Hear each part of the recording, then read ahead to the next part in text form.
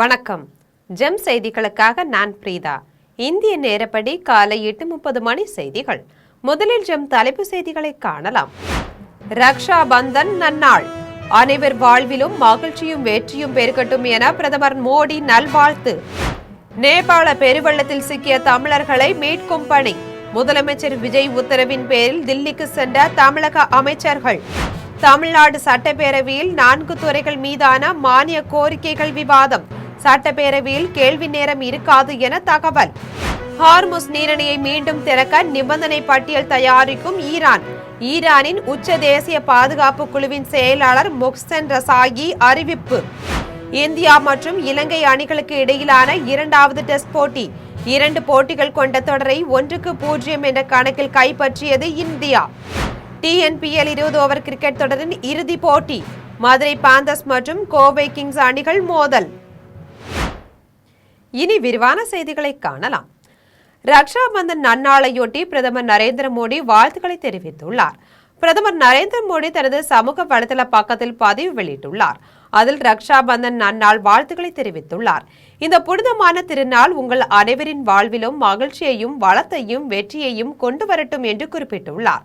மேலும் அன்பும் பாசமும் பரஸ்பர நம்பிக்கையும் நிறைந்த இந்த பிணைப்பு என்றும் அழியாமல் நிலைத்திருக்க தன் மனமார்ந்த வாழ்த்துக்களை தெரிவித்துள்ளார். நேபாள பெருவெள்ளத்தில் சிக்கிய தமிழர்களை மீட்கும் பணிகளை ஒருங்கிணைப்பதற்காக தமிழக அமைச்சர்கள் தில்லிக்கு புறப்பட்டு சென்றுள்ளனர். நேபாளம் திபெத் எல்லையில் ஏற்பட்ட திடீர் நிலநடுக்கத்தால் பனிப்பாறை சரிந்து போதே கோசி நதியில் திடீர் வெள்ளப்பெருக்கு ஏற்பட்டது. இந்த வெள்ளப்பெருக்கில் தமிழர்கள் பலர் சிக்கியிருப்பதாக தகவல்கள் வெளியாகியுள்ள நிலையில் அவர்களை மீட்பதற்கான பணிகளை தமிழக அரசு மேற்கொண்டு வருகிறது. இது தொடர்பாக மத்திய அரசுடன் ஒருங்கிணைந்து மீட்பு மற்றும் நிவாரண பணிகளை மேற்கொள்ள அதிகாரிகளுக்கு முதலமைச்சர் விஜய் உத்தரவிட்டுள்ளார். இந்நிலையில் முதலமைச்சர் விஜய் உத்தரவின் பேரில் நேபாளத்தில் சிக்கிய தமிழர்களை மீட்கும் பணிகளை ஒருங்கிணைப்பதற்காக தமிழக அமைச்சர்கள் ஆதவ் அர்ஜுனா, ராஜ்மோகன், வினோத், தென்னரசு ஆகியோர் தில்லிக்கு புறப்பட்டு சென்றுள்ளனர். அதோடு நேபாளத்தில் சிக்கி தவிக்கும் தமிழர்களை மீட்கவும் நிவாரண பணிகளை கண்காணிக்கவும் மாவட்ட ஆட்சியர் ஆஷிஷ் குமார் தலைமையிலான குழுவை காத்மாண்டுவுக்கு அனுப்ப முதலமைச்சர் விஜய் உத்தரவிட்டுள்ளார். மாண்புமிகு முதல்வர் அறிவுறுத்தலின் பேரில் உடனடியாக தமிழ்நாடு சார்பில் அங்கு சிக்கி தவிக்கக்கூடிய நம்முடைய தமிழர்களை மீட்டு கொண்டு வருவதற்காக, அவர்களுக்கு தேவைப்படக்கூடிய உதவிகளும் செய்வதற்காக மாண்புமிகு விளையாட்டுத்துறை அமைச்சர் ஆதவ் அர்ஜுனா, அயலக நலத்துறை அமைச்சரான தென்னரசு, விவசாயத்துறை அமைச்சர் தம்பி வினோத் மற்றும் நான் உள்ளிட்ட 4 அமைச்சர்களும் உடனடியாக கிளம்பி இப்போ டெல்லிக்கு போகிறோம். அங்கே இருக்கக்கூடிய நம்முடைய கட்டுப்பாட்டு அறையை குறித்து, அவர்கள் செய்து வரக்கூடிய பணிகள் குறித்து சட்டமன்றத்தில் நாங்கள் பேசியிருக்கிறோம். தமிழ்நாடு சட்டப்பேரவையில் 4 துறைகள் மீதான மானிய கோரிக்கைகள் விவாதம் இன்று நடைபெறுகிறது. தமிழ்நாடு சட்டப்பேரவையில் நேற்று நடைபெற்ற பிற்படுத்தப்பட்டோர், சிறுபான்மையினர் மற்றும் சமூக நலத்துறை மானிய கோரிக்கைகள் மீதான விவாதத்தில் துறை சார்ந்த எல்லைகளை கடந்து பல்வேறு தலைப்புகளில் விவாதங்கள் நடைபெற்றன. இதனால் துறை சார்ந்த அமைச்சர்களின் பதிலறி எதுவுமின்றி இரவு 7:20 மணியளவில் அவை நிறைவடைந்தது.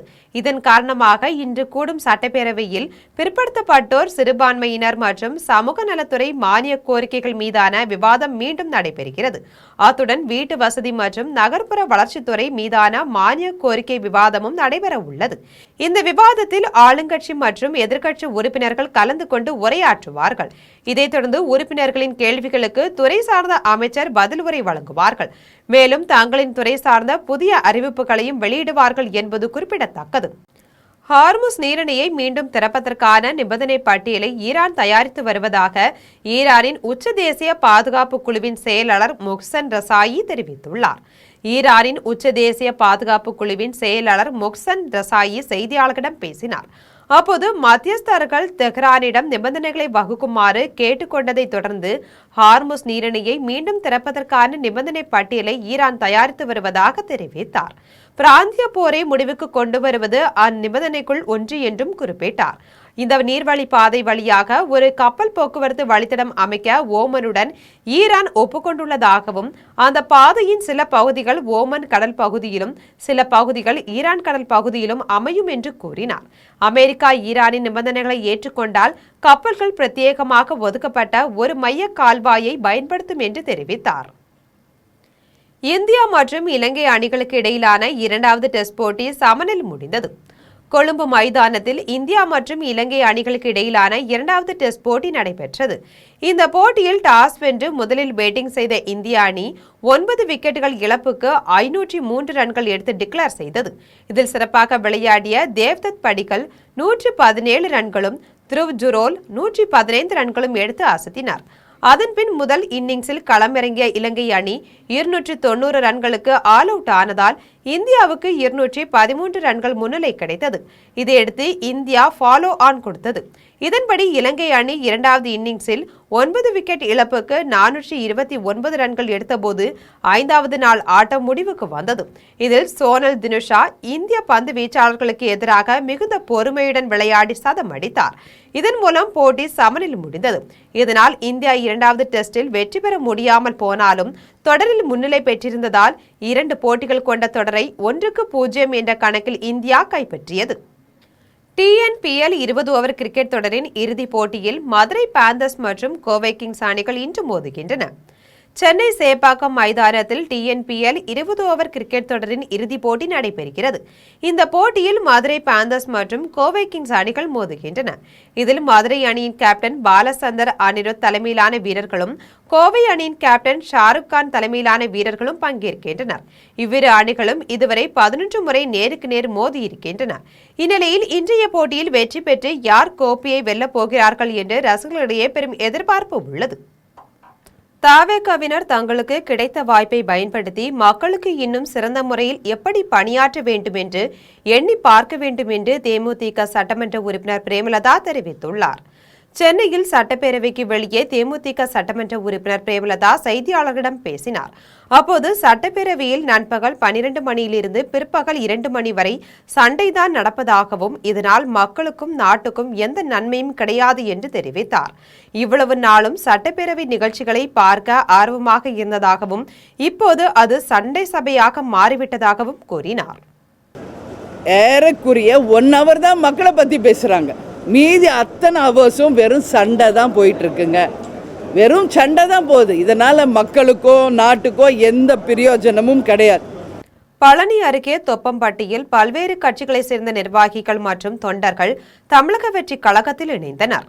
திண்டுக்கல் மாவட்டம் பழனி அருகே தொப்பம்பட்டியில் பல்வேறு கட்சிகளை சேர்ந்த நிர்வாகிகள் மற்றும் தொண்டர்கள் தமிழக வெற்றி கழகத்தில் இணைந்தனர். திண்டுக்கல் மேற்கு மாவட்ட தவேக செயலாளர் கார்த்திக் ராஜன் தலைமையில் நடைபெற்ற நிகழ்ச்சியில் அதிமுக தெற்கு ஒன்றிய செயலாளர் ராஜ்குமார் தனது ஆதரவாளர்கள் சுமார் 700 பேருடன் தவேகவில் இணைந்தார். புதிதாக இணைந்தவர்களை தவேக நிர்வாகிகள் வரவேற்ற நிலையில் இந்த இணைவு தொப்பம்பட்டி அரசியல் களத்தில் கவனம் பெற்றுள்ளது.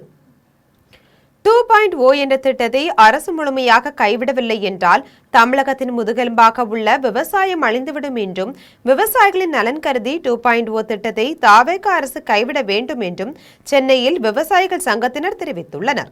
இது தொடர்பாக சென்னை சேப்பாக்கம் பத்திரிகையாளர் மன்றத்தில் இளம் விவசாயிகள் சங்கம், தமிழ் சோலை கூட்டுப்பண்ணை உழவர் உற்பத்தியாளர்கள் நிறுவனம், திருத்தணி இளைய உழவர் உற்பத்தியாளர்கள் நிறுவனம் ஆகியவற்றுடன் இணைந்து தமிழக விவசாயிகள் சங்கத்தினர் செய்தியாளர்களை சந்தித்து பேசினர். அப்போது வேளாண் துறையின் நிதிநிலை அறிக்கையில் விவசாயிகளுக்கென்று எந்தவிதமான சிறப்பு சலுகைகளும் இல்லை எனவும், இந்த 2.0 என்ற திட்டத்தை அரசு முழுமையாக கைவிட வேண்டும் எனவும், இல்லை என்றால் விவசாயம் அழிந்துவிடும் என்றும் தெரிவித்தனர். மேலும் மாவட்டந்தோறும் விவசாயிகளை ஒன்று கூட்டி அவர்களது கருத்து கேட்ட பின்னர்தான் விவசாய மானியம் தொடர்பான அறிக்கைகளை தயார் செய்வார்கள் என்றும், ஆனால் இந்த தவேக அரசு விவசாயிகள் யாரிடமும் கருத்து கேட்காமல் அவர்களே ஒரு பட்ஜெட்டை தயார் செய்து இதுதான் விவசாயிகளுக்கான பட்ஜெட் என்று தெரிவிக்கின்றனர் என்றும், தவேக அரசாங்கம் செய்யக்கூடிய வேலை என்பது விவசாயிகளை அடியோடு சவக்குழியில் தள்ளுவதற்கான வேலைகளை பார்க்கின்றன எனவும், அந்நிய முதலீட்டிற்கு முக்கியத்துவம் கொடுக்கக்கூடிய அரசாகத்தான் இந்த அரசு செயல்பட்டு வருகிறது என்றும் விவசாயிகள் சங்கத்தினர் தெரிவித்துள்ளனர். மேலும் இந்த 2.0 என்ற திட்டத்தை அரசு முழுமையாக கைவிடவில்லை என்றால் தமிழகத்தின் முதுகெலும்பாக உள்ள விவசாயம் அழிந்துவிடும் என்றும் விவசாயிகள் சங்கத்தினர் தெரிவித்துள்ளனர். இதே கருத்தை தான் 25 மாவட்ட பிரதிநிதிகள் தெரிவித்துள்ளதாகவும் விவசாய சங்கத்தினர் தெரிவித்துள்ளனர். விவசாயிகளுக்கு சரியான தொழில்நுட்பம் கிடைக்காத வகையில் செய்துவிட்டார்கள். பரிச்சயமாக ஒரு பஞ்சாயத்துக்கு போட்ட ஒரு ஏஏஓ கிட்ட போயிட்டு அவர் வேளாண்மை துறையை சார்ந்தவர் என்றால் தோட்டக்கலை பயிர்களை கேட்டால் தெரியவில்லை. அவர் தோட்டக்கலை துறையை சேர்ந்தவர் என்றால் அவருக்கு மார்க்கெட்டிங்கை பற்றி பேசினால் தெரியவில்லை. இன்னொருத்தருக்கு கூட்டுறவு பற்றி பேசினால் அவர்களுக்கு அதை பற்றி தெரியவில்லை. இப்படி என்ற சூழ்நிலையில் தான் மிகப்பெரிய பாதிப்பை தமிழகம் முழுவதும் இந்த 2.0 ஏற்படுத்தியுள்ளது. ஆகவே இந்த 2.0 தேவையே இல்லாதது ஒன்று. உயர்மட்ட அதிகாரிகள் எல்லாம் இன்னும் அந்தந்த துறையில் அவரவர்களே பணி செய்கிறார்கள். அதிகாரிகளின் பேச்சை கேட்டு பயிர் சேதத்தை ஆய்வு செய்துவிட்டதாக சட்டப்பேரவையில் வருவாய்த்துறை அமைச்சர் தெரிவித்துள்ளது விவசாயிகளை ஏமாற்றும் செயலாகும் என்று விவசாயிகள் தெரிவித்துள்ளனர். திருவண்ணாமலை மாவட்டம் ஆரணி வட்டாட்சியர் அலுவலகம் முன் வடக்கு மண்டல விவசாய சங்கத்தின் மாவட்ட தலைவர் வாக்கடை புருஷோத்தமன் தலைமையில் ஆர்ப்பாட்டம் நடைபெற்றது. அப்போது பயிர் சேதத்தை கணக்கிட்டுள்ளதாக சட்டப்பேரவையில் வருவாய்த்துறை அமைச்சர் கூறியது விவசாயிகளை ஏமாற்றும் செயலாகும் என தெரிவித்தனர். ஜிஎஸ்டி வரி முறைகேட்டை தமிழ்நாடு அரசு சரி செய்யவில்லை என்றால் டாஸ்மாக் கடைகளில் இருந்து காலி பாட்டில்கள் கொள்முதல் செய்யப்படாது என பாட்டில் வியாபாரிகள் நல சங்கத்தினர் தெரிவித்துள்ளனர். சென்னை சேப்பாக்கத்தில் உள்ள பத்திரிகையாளர் மன்றத்தில் பாட்டில் வியாபாரிகள் நல சங்கத்தின் பொதுச் செயலாளர் சிவகுமார் செய்தியாளர்களிடம் பேசினார். அப்போது டாஸ்மாக் மதுபான கடைகளில் இருந்து பாட்டில்களை கொள்முதல் செய்யும் போது தாங்கள் 18 விழுக்காடு வரி செலுத்துவதாகவும், ஆனால் மதுபான ஆலைகள் அதற்கான வரியை முறையாக செலுத்தாமல் இருப்பதால் தங்களுக்கு பேரிழப்பு ஏற்படுவதாகவும் குற்றம் சாட்டினார். இந்த நேரத்துல தான் நிறைய பத்திரிகை ரிப்போர்ட்டுகள்ல நாங்க பார்த்த விஷயம் பரந்தூர்ல ஒரு விமான நிலையம் வர்றதுக்காக 1200 நாட்களுக்கு மேல அந்த கிராம மக்கள் வேண்டான்னு போராடுறாங்க அப்படிங்கிற ஒரு செய்தியை நம்ம தொடர்ந்து பார்த்தோம். அப்ப 1200 நாட்கள்னா கிட்டத்தட்ட 4 வருடங்கள். அப்ப 4 வருடங்களா ஒரு மக்கள் அந்த நிலத்தை காப்பாற்றுறதுக்காக போராடுறாங்கன்னா அப்படி அந்த நிலத்துல என்ன இருக்கு அப்படிங்கிறத பார்க்கறதுக்காக தான் நாங்க முதல் கட்ட ஆராய்ச்சியை தொடங்கினோம். அப்ப அந்த ஆராய்ச்சி பண்ணும்போது எங்களுக்கு ஆதாரங்கள் ஆவணங்கள் அப்படின்னு பார்த்தோம் அப்படின்னா இருந்த ஒரே பப்ளிக்கா இருந்த ஒரே ஆவணம் டிட்கோ சமர்ப்பித்த ப்ரீ ஃபீசிபிலிட்டி ரிப்போர்ட் மட்டும்தான் இருந்துச்சு. திருவள்ளூர் மாவட்டம் பஞ்சட்டியில் அன்னை தெரசா பிறந்தநாளை முன்னிட்டு அரசு ஆரம்ப சுகாதார நிலையத்தில் கர்ப்பிணி தாய்மார்களுக்கு அறுசுவை உணவு வழங்கப்பட்டது. திருவள்ளூர் மாவட்டம் செங்குன்றம் அன்னை தெரசா சேவை அறக்கட்டளை சார்பில் அன்னை தெரசா பிறந்த நாளையொட்டி நலத்திட்ட உதவிகள் வழங்கும் விழா பஞ்சட்டி அரசு ஆரம்ப சுகாதார நிலையத்தில் நடைபெற்றது. அருள்குமார் தலைமையில் நடைபெற்ற விழாவில் பொன்னேரி கோட்டாட்சியர் அப்துல் ரசாக், கபரப்பேட்டை காவல் ஆய்வாளர் பிராங்க்லின், மருத்துவர் யோகேஷ் ஆகியோர் கலந்து கொண்டு அன்னை தெரசா படத்துக்கு மலர் மாலை அணிவித்து மரியாதை செலுத்தினர். பின்னர் கர்ப்பிணி தாய்மார்களுக்கு அறிவுரை வழங்கி நினைவு பரிசு வழங்கினர். நிகழ்ச்சியில் கலந்து கொண்ட தாய்மார்கள் அனைவருக்கும் அறுசுவையுடன் உணவு வழங்கப்பட்டது. இன்னைக்கு நம்ம எல்லாரும் எதுக்கு இங்கே இருக்கோம் அப்படின்னா அன்னை தெரசாவோட 116வது பிறந்த நாள்.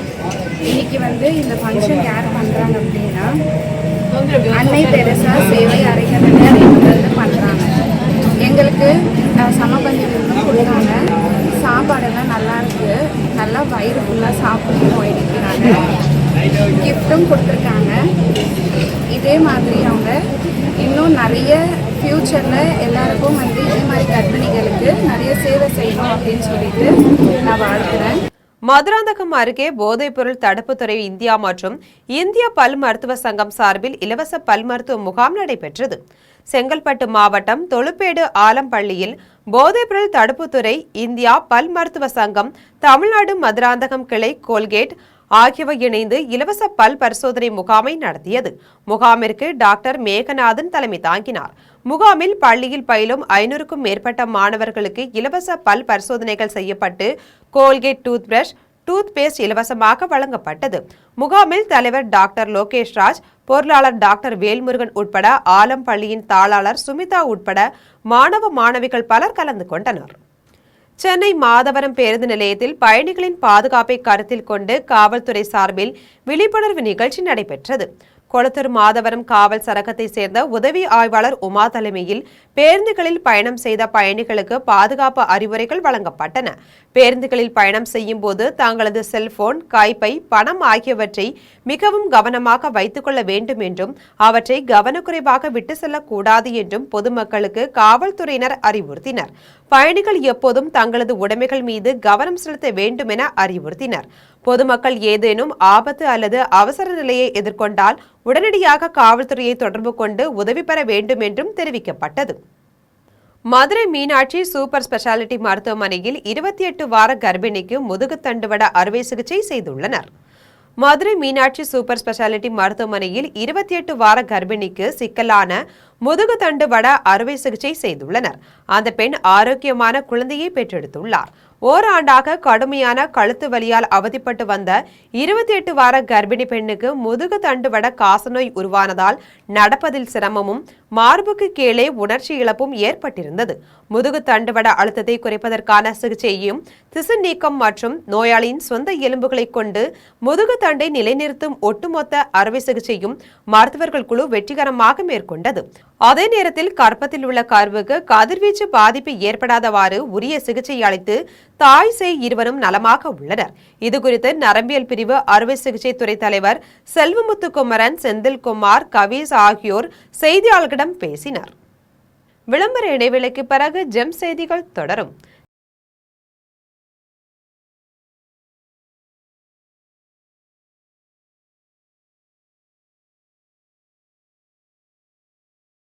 ஜெம் செய்திகள் தொடர்கின்றன.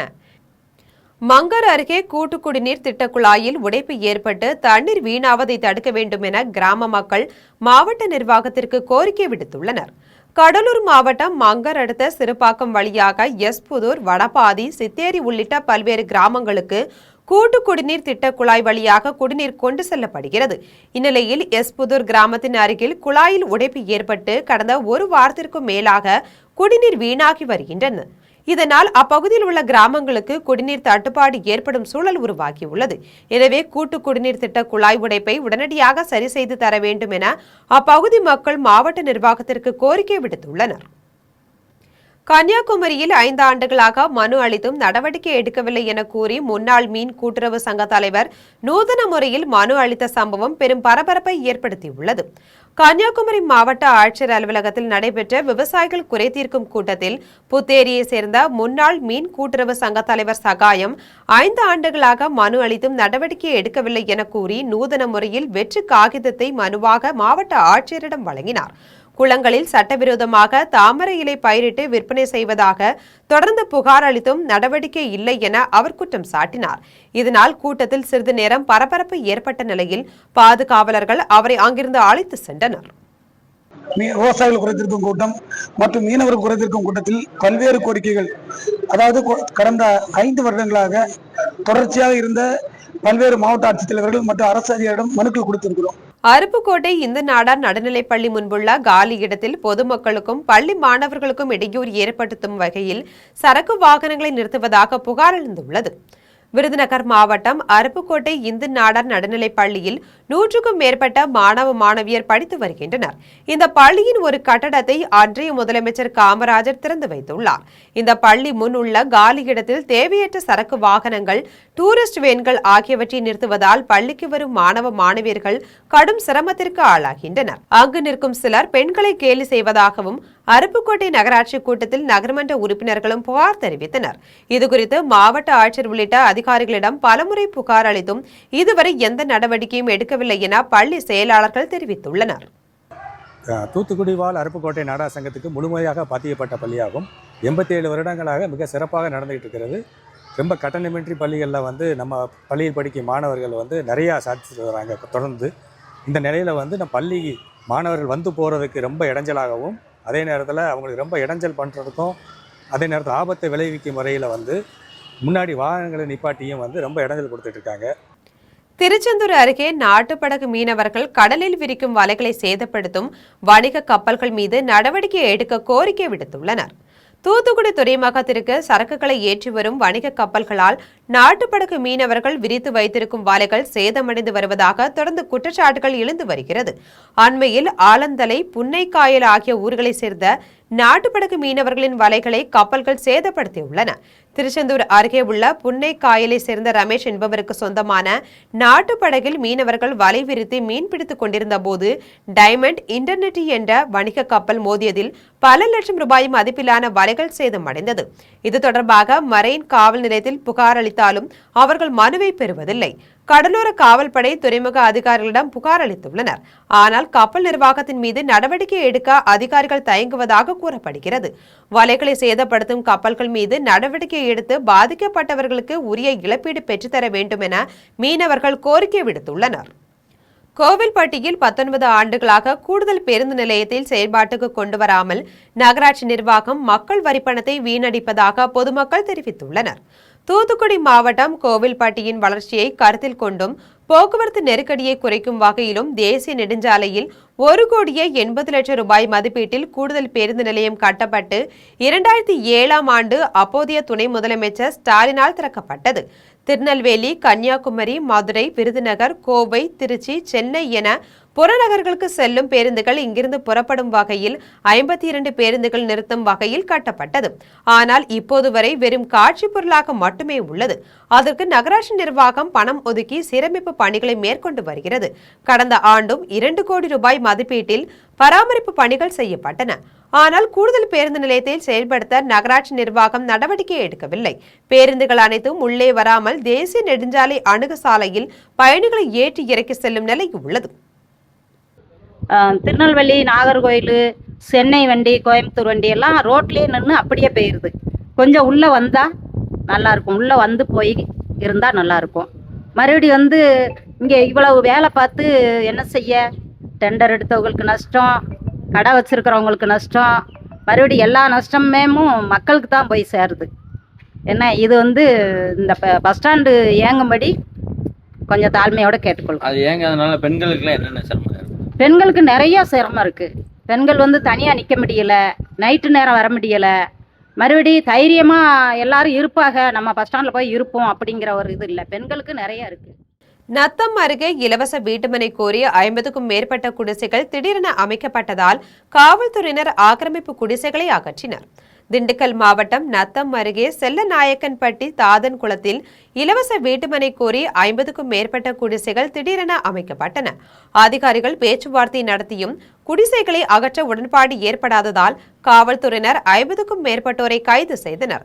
தொடர்ந்து வருவாய்த்துறை மற்றும் பொதுப்பணித்துறை அதிகாரிகள் ஆக்கிரமிப்பு குடிசைகளை அகற்றினர். இதனால் அப்பகுதியில் பரபரப்பு ஏற்பட்டது. கடலூர் மாவட்டத்தில் நெல்லுக்கான தரத்தை மதிப்பிட லஞ்சம் பெறப்படுவதாக குற்றம் சாட்டியுள்ள விவசாயிகள் இது தொடர்பாக மாவட்ட ஆட்சியர் நடவடிக்கை எடுக்க வேண்டும் என்று கோரிக்கை விடுத்துள்ளனர். கடலூர் மாவட்டத்தில் பல்வேறு இடங்களில் அரசு நேரடி நெல் கொள்முதல் நிலையங்கள் செயல்பட்டு வருகின்றன.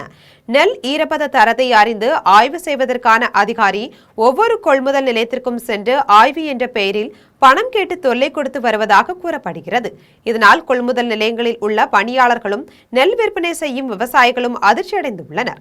இந்த அதிகாரி மீது மாவட்ட ஆட்சியிடம் புகார் அளித்தும் இதுவரை நடவடிக்கை எடுக்கவில்லை. மாவட்ட ஆட்சியரும் தமிழக அரசும் கடலூர் மாவட்டத்தில் லஞ்சம் வாங்கும் தர கட்டுப்பாட்டு அதிகாரி மீது கடும் நடவடிக்கை எடுக்க வேண்டும் என்பது விவசாயிகள் மற்றும் கொள்முதல் நிலைய பணியாளர்களின் கோரிக்கையாகும். நேபாளம் பெருவெள்ளத்தில் சிக்கி உயிரிழந்தவர்களின் ஆத்மா சாந்தியடைய வேண்டி தஞ்சையில் பொதுமக்கள் மெழுகுவர்த்தி ஏந்தி அஞ்சலி செலுத்தினர். மேலும் மாயமானவர்கள் பாதுகாப்பாக தாயகம் திரும்ப வேண்டும் என பிரார்த்தனை செய்தனர். தஞ்சை மாவட்டம் கும்பகோணத்தில் இருந்து ஆன்மீக பயணமாக நேபாளத்திற்கு 57 பேர் சென்ற நிலையில் அதில் 20 பேர் பத்திரமாக மீட்கப்பட்டனர். மீதமுள்ள 37 பேர் நிலை குறித்து தகவல் எதுவும் தெரியவில்லை. பெருவெள்ளத்தில் சிக்கி 300 இந்தியர்கள் உட்பட 500க்கும் மேற்பட்டோர் மாயமாகி உள்ளதாகவும் 100க்கும் மேற்பட்டோர் உயிரிழந்ததாகவும் தெரிய வருகிறது. இந்நிலையில் நேபாளம் பெருவெள்ளத்தில் சிக்கி உயிரிழந்த சகோதர சகோதரிகளுக்கு அஞ்சலி செலுத்தும் வகையில் தஞ்சையில் பொதுமக்கள் பேரணியாக சென்று ரயில் நிலையம் முன்பு மெழுகுவர்த்தி ஏந்தி மலர் தூவி மரியாதை செலுத்தினர். மாயமான தமிழகத்தை சேர்ந்த யாத்ரீகர்களை பாதுகாப்பாக உடனடியாக மீட்க வேண்டும் என்று பிரார்த்தனை செய்தனர். திருப்பூர் மாவட்டம் தாராபுரத்தில் தனியார் பேருந்துகளில் கட்டண உயர்வை கண்டித்து கம்யூனிஸ்ட் கட்சியினர் ஆர்ப்பாட்டத்தில் ஈடுபட்டனர். தாராபுரம் மத்திய பேருந்து நிலையத்தில் கம்யூனிஸ்ட் கட்சியினர் செங்கோடிகளுடன் திரண்டனர். திருப்பூர், பழனி உள்ளிட்ட பல்வேறு வழித்தடங்களில் இயக்கப்பட்ட தனியார் பேருந்துகளில் கூடுதல் கட்டணம் பெறுவதை கண்டித்து முழக்கங்களை எழுப்பினர். தனியார் பேருந்து உரிமையாளர்கள் தங்களுக்குள் ஒருங்கிணைந்து கட்டணத்தை உயர்த்தியுள்ளதாக குற்றம் சாட்டினர். தனியார் பேருந்து உரிமையாளர்கள் கட்டண உயர்வை கைவிட வேண்டும் என்று வலியுறுத்தினர். தாராபுரம் அருகே கிரசர் தார்கலவை தொழிற்சாலை அமைக்க எதிர்ப்பு தெரிவித்து பொதுமக்கள் கோட்டாட்சியர் அலுவலகத்தை முற்றுகையிட்டனர். திருப்பூர் மாவட்டம் தாராபுரம் வட்டம் கம்பளியம்பட்டி ஊராட்சியை சேர்ந்த பொதுமக்கள் போராட்டக்குழு ஒருங்கிணைப்பாளர் பாலசுப்பிரமணியம் தலைமையில் கோட்டாட்சியர் அலுவலகத்தில் திரண்டனர். தங்கள் பகுதியில் கிரசர் குவாரி மற்றும் தார்கலவை தொழிற்சாலை அமைக்க வழங்கப்பட்டுள்ள அனுமதிகளை உடனடியாக ரத்து செய்ய வேண்டும் என வலியுறுத்தி கோட்டாட்சியர் பெலிக்ஸ் ராஜாவிடம் மனு அளித்தனர். 5-6 ஊர்ல இருந்து வந்திருக்கிற எங்கள் இந்த கம்பெனி வந்துன்னா நிலத்தடி நீர், ஆடு மாடு எல்லாருமே சுவாச பிரச்சனை எல்லாமே வரும். அதுக்காக நாங்கள் முன்னெச்சரிக்கையாக வருவாய்த்துறையில் வந்து சொல்லியிருக்கிறோம், மனு கொடுத்துருக்குறோம். தருமபுரியில் தமிழக விவசாயிகளின் பயிர்க்கடன்களை முழுமையாக தள்ளுபடி செய்ய கோரி பாஜக விவசாய அணி சார்பில் கண்டன ஆர்ப்பாட்டம் நடைபெற்றது. தருமபுரி மாவட்ட ஆட்சியர் அலுவலகம் அருகே தமிழக விவசாயிகளின் பயிர்க்கடன்களை தேர்தல் வாக்குறுதியின்படி முழுமையாக தள்ளுபடி செய்ய கோரி பாஜக விவசாய அணி சார்பில் கண்டன ஆர்ப்பாட்டம் நடைபெற்றது. மாவட்ட விவசாய அணி தலைவர் கார்த்திகேயன் தலைமையில் நடைபெற்ற ஆர்ப்பாட்டத்தில் பாஜக மாவட்ட தலைவர் சரவணன் உள்ளிட்ட நிர்வாகிகள் கலந்து கொண்டனர். விவசாயிகளின் கடன் சுமை மற்றும் உற்பத்தி செலவு உயர்வுக்கு தீர்வு காண வேண்டும் என வலியுறுத்தி தமிழக அரசுக்கு எதிராக கண்டன முழக்கங்கள் எழுப்பப்பட்டன. பாலக்கோடு அருகே ஜக்கசமுத்திரம் கிராமத்திற்கு இணைப்பு சாலை மற்றும் பேருந்து நிறுத்தம் அமைக்க கோரி 100க்கும் மேற்பட்ட பொதுமக்கள் தர்ணா போராட்டத்தில் ஈடுபட்டனர். தருமபுரி மாவட்டம் பாலக்கோடு அருகே ஜக்கசமுத்திரம் கிராமத்திற்கு இணைப்பு சாலை மற்றும் பேருந்து நிறுத்தம் அமைக்க கோரி 100க்கும் மேற்பட்ட பொதுமக்கள் தர்ணா போராட்டத்தில் ஈடுபட்டனர். 20,000க்கும் மேற்பட்டோர் வசிக்கும் இப்பகுதியில் பள்ளி மாணவர்கள், பொதுமக்கள் மற்றும் மருத்துவமனைக்கு செல்லும் நோயாளிகள் சிரமப்படுவதாக தெரிவிக்கப்பட்டது. பலமுறை கோரிக்கை விடுத்தும் நடவடிக்கை எடுக்காததால் போராட்டத்தில் ஈடுபட்டதாக பொதுமக்கள் கூறினர். தகவலிருந்து வந்த மாவட்ட ஆட்சியர் சரவணன் பொதுமக்களின் கோரிக்கைகளை கேட்டறிந்து மாவட்ட ஆட்சியர் அலுவலகத்தில் பேச்சுவார்த்தைக்கு வருமாறு அழைப்பு விடுத்தார். இதையடுத்து பொதுமக்கள் போராட்டத்தை கைவிட்டு கலைந்து சென்றனர். கரூர் மாவட்டம் கடவூர் வட்டத்தில் விதிகளை மீறி விவசாய நிலங்களிலும் சாலைகளிலும் உள்ள மரங்களை வெட்டி அழிக்கும் காற்றாலைகள் மீது வழக்கு பதிய கோரி பொதுமக்கள் முற்றுகை போராட்டத்தில் ஈடுபட்டனர். கரூர் மாவட்டம் கடவூர் வட்டம் ஆதனூர் மேலப்பகுதி, தரகம்பட்டி, தென்னிலை, கீரனூர், மாவத்தூர், வாழ்வார், மங்கலம் ஆகிய ஊராட்சிகளில் விவசாய நிலங்களிலும் சாலைகளிலும் உள்ள மரங்களை தனியார் காற்றாலை நிறுவனங்கள் வெட்டி அழித்தும் விதிமுறைகளை மீறியும் செயல்பட்டு வருகின்றனர். இதற்கு எதிர்ப்பு தெரிவித்த விவசாயி முருகவேல் மீது ஜேசிபி விட்டு மோதி குண்டர்கள் மூலம் கொலைவெறி தாக்குதல் நடத்தியுள்ளனர். இதுகுறித்து கடவூர் ஊராட்சி ஒன்றிய ஆணையர் சுரேஷ்குமார், வட்டாட்சியர், காவல் நிலையம் ஆகிய இடங்களில் பலமுறை புகார்கள் கொடுத்தும் எந்தவித நடவடிக்கையும் எடுக்கவில்லை. அவர்கள் தனியார் காற்றாலை, சோலார் மின் உற்பத்தி நிலையங்களுக்கு ஆதரவாக செயல்பட்டு வருகின்றனர். இதனால் ஏமாற்றமடைந்த விவசாயிகளும் பொதுமக்களும் சமூக ஆர்வலர் நாகராஜ் தலைமையில் கடவூர் ஊராட்சி ஒன்றிய அலுவலகத்தை முற்றுகையிட்டனர். மதுரை மாவட்டம் வாடிப்பட்டியில் மண் கடத்தி சென்ற டிப்பர் லாரியை வட்டாட்சியர் விரட்டி பிடித்த நிலையில் பெட்ரோல் பங்க் அருகே மண்ணை தட்டிவிட்டு மிரட்டிய வீடியோ காட்சிகள் சமூக வலைதளத்தில் வெளியாகியுள்ளது. மதுரை மாவட்டம் வாடிப்பட்டி அருகே உள்ள வடகரை கண்மாயில் வண்டல் மண் எடுக்க அனுமதி பெற்று அதை விவசாயத்துக்கு பயன்படுத்தாமல் செங்கல் சூளைக்கு கொண்டு செல்வதாக வாடிப்பட்டி வட்டாட்சியர் சுந்தரவேலுக்கு புகார் வந்தது. இதையடுத்து அப்பகுதியில் வட்டாட்சியர் ஆய்வு மேற்கொண்டார். இந்த ஆய்வின் போது அந்த வழியாக டிப்பர் லாரியில் மண் கடத்தி சென்றதை பார்த்தார். லாரியை நிறுத்தும்படி கூறியும் ஓட்டுநர் நிறுத்தாமல் அதிவேகமாக அப்பகுதியிலிருந்து தப்ப முயன்றார். இதனால் வாடிப்பட்டி வட்டாட்சியர் சுந்தரவேல் தலைமையிலான வருவாய்த்துறையினர் மண் கடத்தி வந்த டிப்பர் லாரியை விரட்டி சென்று பிடித்து காவல் நிலையத்துக்கு கொண்டு வர முயன்றனர். அப்போது பெட்ரோல் பங்க் அருகே லாரியை நிறுத்திய ஓட்டுநர் டிப்பரில் இருந்த மண்ணை அங்கேயே தட்டிவிட்டு தடயத்தை அழித்துவிட்டு தப்பி செல்ல முயன்றார். லாரியிலிருந்து இறங்கி வந்த ஓட்டுநர் வட்டாட்சியரை மிரட்டும் வீடியோ காட்சிகள் சமூக வலைதளத்தில் வைரலாகி வருகிறது. இது தொடர்பாக வாகனத்தின் உரிமையாளர் மீது அரசு அதிகாரியை மிரட்டியது, பணி செய்ய விடாமல் தடுத்தது உள்ளிட்ட 3 பிரிவுகளில் வழக்கு பதிந்து விசாரணை நடைபெற்று வருகிறது. காரிமங்கலம் அருகே பைக் திருட்டில் ஈடுபட்டதாக இளைஞர் ஒருவரை காவல்துறையினர் கைது செய்து அவரிடமிருந்து 2 திருட்டு பைக்குகளை பறிமுதல் செய்தனர். தருமபுரி மாவட்டம் காரிமங்கலம் சந்தைப்பேட்டை பகுதியில் காவல்துறையினர் ரோந்து சென்றபோது சந்தேகத்திற்கிடமாக பைக்கில் வந்த இளைஞரை பிடித்து விசாரித்தனர். விசாரணையில் அவர் ஓசூர் பேடரப்பள்ளியை சேர்ந்த சுரேஷ் என்பதும் அவர் ஓட்டி வந்த பைக் காரிமங்கலம் மொரப்பூர் சாலையில் திருடப்பட்டதும் தெரியவந்தது. அவர் அளித்த தகவலின் பேரில் மற்றொரு திருடப்பட்ட பைக்கும் மீட்கப்பட்டது. இதையடுத்து சுரேஷை கைது செய்த காவல்துறையினர் 2 பைக்குகளையும் பறிமுதல் செய்து தொடர்ந்து விசாரணை நடத்தி வருகின்றனர். தாராபுரம், மூலனூர் நியாய விலைக் கடைகளில் முறைகேடு நடப்பதாக புகார் எழுந்த நிலையில் பெண் ஊழியர் மீது தாக்குதல் நடத்தப்பட்டுள்ளது. திருப்பூர் மாவட்டம் தாராபுரம், மூலனூர், குண்டடம் வட்டார பகுதிகளில் செயல்பட்டு வரும் நியாய விலைக் கடைகளில் அரிசி, சர்க்கரை, பாமாயில் உள்ளிட்ட பொருட்கள் முறைகேடாக கள்ளச்சந்தைக்கு விற்கப்படுவதாக தொடர்ந்து புகார்கள் வந்தன. இது தொடர்பாக கட்சி சார்பற்ற தமிழக விவசாயிகள் சங்க தலைவர் காளிமுத்து ஆதாரங்களை சேகரித்து தமிழ்நாடு அரசு கூட்டுறவுத்துறை அமைச்சர், உயர் அதிகாரிகள் ஆகியோருக்கு புகார் அனுப்பியுள்ளார். இதன் அடிப்படையில் உணவுப் பொருள் கடத்தல் தடுப்பு பிரிவு அதிகாரிகள் ஆய்வு மேற்கொண்டு முறைகேடு செய்த 2 ஊழியர்கள் மீது நடவடிக்கை எடுக்க பரிந்துரைத்தனர். இதையடுத்து மூலனூரில் பணியாற்றிய வெள்ளக்கோவிலை சேர்ந்த வேலுமணி 2 மாதங்களுக்கு பணியிடை நீக்கம் செய்யப்பட்டார். இந்நிலையில் நியாய விலைக் கடை விற்பனையாளர்களிடம் விசாரணை நடத்துவதற்காக தாராபுரம் வேளாண்மை கூட்டுறவு விற்பனை சங்க கட்டடத்தில் செயல் ஆட்சியர் சௌமியா தலைமையில் கூட்டம் நடைபெற்றது. அந்த கூட்டத்தில் 80க்கும் மேற்பட்ட ஊழியர்கள் கலந்து கொண்டிருந்தனர். அப்போது இந்த ஊழல் தொடர்பான ஆதாரங்களை வழங்கியதாக கூறப்படும் பெண் ஊழியர் மீது 80க்கும் மேற்பட்ட சக ஊழியர்கள் முன்னிலையில் மற்றொரு பெண் ஊழியர் தாக்குதல் நடத்தியுள்ளார். ஆவணி அவிட்ட நாளில் செங்கல்பட்டு மாவட்டம் மாமல்லபுரத்தில் கற்சிற்ப தொழில் புரியும் விஸ்வகர்மாக்கள் கோவிலில் பழைய பூநூலை அகற்றிவிட்டு புதிய பூநூல் அணிந்தனர். செங்கல்பட்டு மாவட்டம் மாமல்லபுரத்தில் விஸ்வகர்மா ஜனநல சங்கம் சார்பில் விஸ்வகர்மாக்கள் காயத்ரி மந்திரம் முழங்க பூநூல் அணியும் நிகழ்ச்சி நடத்தினர். விழாவிற்கு மல்லை விஸ்வகர்மா ஜனநல சங்க தலைவர் சண்முகம் தலைமை தாங்கினார். செயலாளர் முருகன், பொருளாளர் சுப்பிரமணி, துணைத் தலைவர் ரமேஷ் ஸ்தபதி, துணை செயலாளர் ஜெயசங்கர் ஸ்தபதி ஆகியோர் முன்னிலை வகித்தனர். இந்நிகழ்ச்சியில் தமிழக அரசின் தலைமை ஸ்தபதி தட்சிணாமூர்த்தி, ஆன்மீக சொற்பொழிவாளர் பழனி முருகன் ஆகியோர் பங்கேற்று ஆவணி அவிட்ட பூநூல் அணியும் நிகழ்ச்சியை தொடங்கி வைத்தனர். சிற்ப தொழில் செய்யும் விஸ்வகர்மாக்கள் பழைய பூநூலை அகற்றிவிட்டு புதிய பூநூல் அணிந்து கொண்டனர். சென்னை அடுத்த திருமுல்லை வாயிலில் வட திருவரங்கநாதர் கோவிலில் விஸ்வகர்மா சமுதாயம் சார்பில் ஆவணி அவிட்டத்தையொட்டி பூநூல் அணியும் விழா நடைபெற்றது. திருமுல்லை வாயில் வட திருவரங்கநாதர் கோவிலில் நடைபெற்ற விழாவில் விஸ்வகர்மா சமுதாயத்தை சேர்ந்த ஏராளமானோர் தங்களது குடும்பத்தினுடன் கலந்து கொண்டனர். விழாவில் பங்கேற்றவர்கள் முறைப்படி பூநூல் அணிந்து சிறப்பு பூஜைகள் மற்றும் வழிபாடுகளில் கலந்து கொண்டு விஸ்வகர்மா காயத்ரி தேவியின் அருளை பெற்றனர். குடும்ப நலன், தொழில் வளம், உடல் நலம் மற்றும் சமூக ஒற்றுமை சிறக்க வேண்டி சிறப்பு வழிபாடுகளும் நடைபெற்றன. மீண்டும் ஜெம் தலைப்பு செய்திகள். ரக்ஷா பந்தன் நன்னாள். அனைவர் வாழ்விலும் மகிழ்ச்சியும் வெற்றியும் பெருகட்டும் என பிரதமர் மோடி நல்வாழ்த்து. நேபாள பெருவெள்ளத்தில் சிக்கிய தமிழர்களை மீட்கும் பணி. முதலமைச்சர் விஜய் உத்தரவின் பேரில் தில்லிக்கு சென்ற தமிழக அமைச்சர்கள். தமிழ்நாடு சட்டப்பேரவையில் 4 துறைகள் மீதான மானிய கோரிக்கைகள் விவாதம். சட்டப்பேரவையில் கேள்வி நேரம் இருக்காது என தகவல். ஹார்முஸ் நீரிணையை மீண்டும் திறக்க நிபந்தனை பட்டியல் தயாரிக்கும் ஈரான். ஈரானின் உச்ச தேசிய பாதுகாப்பு குழுவின் செயலாளர் மொஹ்சென் ரசாயி அறிவிப்பு. இந்தியா மற்றும் இலங்கை அணிகளுக்கு இடையிலான 2வது டெஸ்ட் போட்டி.